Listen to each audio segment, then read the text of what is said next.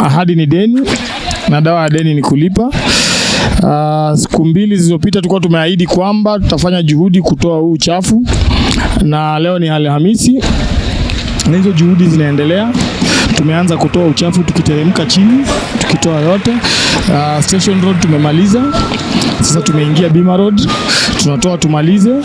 Tunapomaliza hapa Bima Road tunaelekea Church Road na Karura Road pia. Mimi nataka kuwasihi tu wakazi wa Kahawa West tushirikiane. Tunapotoa uchafu tena tusirudi tutupe uchafu kwenye mtaro, sababu tunaelezwa mvua inakuja, na mvua inapokuja itatuathiri sisi sote. Tuweze kuzingatia hayo na tuzingatie usafi kwa jumla. Nikimalizia nitamshukuru gavana wetu pia Johnson Sakaja, kwa sababu tuligonga mlango wake tukamwambia tupatie lori na tingatinga, na vile vile akazileta. Wakazi wa Kahawa West kufikia jioni watafurahishwa na ile kazi ambayo itakuwa imefanyika.